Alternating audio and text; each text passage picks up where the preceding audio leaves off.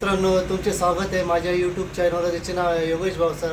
मित्रांनो, माझी एक इच्छा होती की माझं जेव्हा शॉप होईल माझं, तेव्हा माझी एक इच्छा होती की आपलं जे काउंटर आहे ते फिशचं हवं होतं आणि त्याची इच्छा मी मांडली आणि त्यानुसार मी माझं काउंटर बनवलेलं आहे.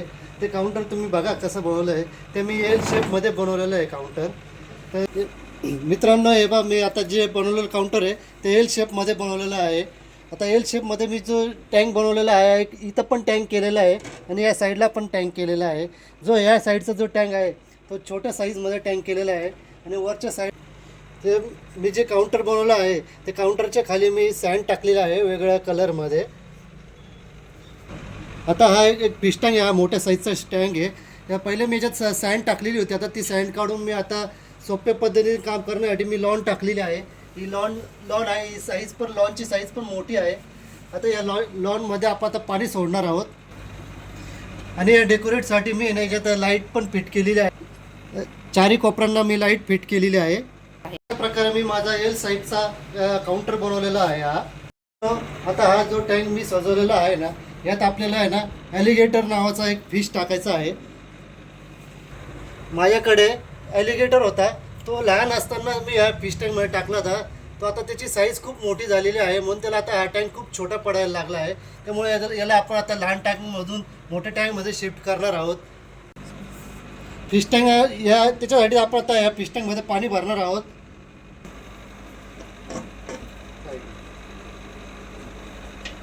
आपण याच्यात पाईपाच्या सहाय्याने याच्यात पाणी सोडलेलं आहे. तर पाणी भरल्यानंतर याच्यात आपण त्या एलिगेटर सोडणार आहोत. याच्यात आपण अशा प्रकारे मी आता पाणी पण चालू केलं आहे आणि त्यात थोडीशी सजावट पण केलेली आहे, हे तुम्ही बघू शकतात. मित्रांनो, मी आता हा फिश टँक अशा तऱ्हेने भरलेला आहे. हा बघा एलिगेटर मासा.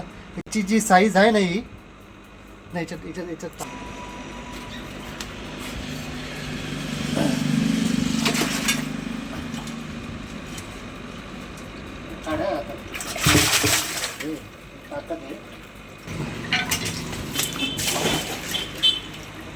शक्यच नव्हतं. थांब वरती येऊ दे. मित्रांनो, तुम्ही बघू शकता आता मी त्याला मोठ्या टँकमध्ये शिफ्ट केलं आहे आणि त्याची साईज पण दिसत आहे. लांबीला तो 2.5 फूट वाढलेला आहे तो मासा. त्याची साईज जी आहे लांबी 2.5 फुटाची साईज झालेली आहे कंप्लीट. आणि ॲलिगेटर जो फिश आहे कमीत कमी 15 ते 20 फुटापर्यंत वाढू शकतो. हा जो मासा आहे हा आफ्रिकामध्ये राहणारा फिश आहे हा. आणि हा ब्लॅक वॉटरमध्ये राहणारा मासा असल्यामुळे याला हा गोड्या पाण्यातला वाढलेला मासा असतो हा. मित्रांनो, हा जो मासा आहे हा मगरीसारखा कंप्लीट दिसणारा मासा आहे. याला एलिगेटर म्हणतात, याला एलिगेटर फिश पण म्हणतात. हा जो मासा आहे सेम मगरीसारखी याची बाईट करण्याची पद्धत आहे, त्यामुळे याला एलिगेटरच म्हणतात. या माशाचं तोंड जे असतं ते लांब लचक असतं.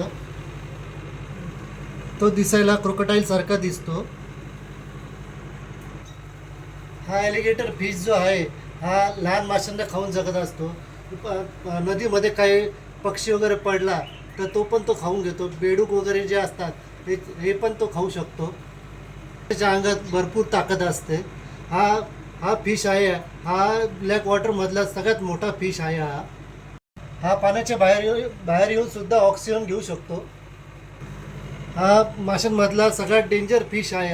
हा माणसांवरती कमी अटॅक करतो. या माशाची जगण्याची क्षमता जी आहे 50 ते 60 वर्षापर्यंत जगू शकतो हा.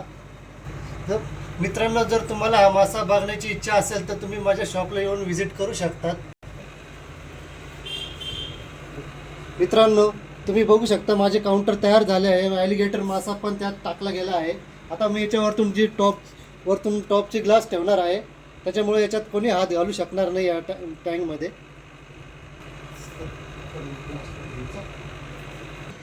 अशा पद्धतीने माझं पूर्ण काउंटर रेडी झालेलं आहे. वरचा टॉपची ग्लास पण बसून झाले, तुम्ही बघू शकता एल शेपमध्ये. तर तुमच्या घरामध्ये जर असाच जर टँक बनवायचा असेल, डायनिंग टेबल किंवा टिपाय बनवायचा असेल तर माझ्याशी संपर्क साधू शकतात.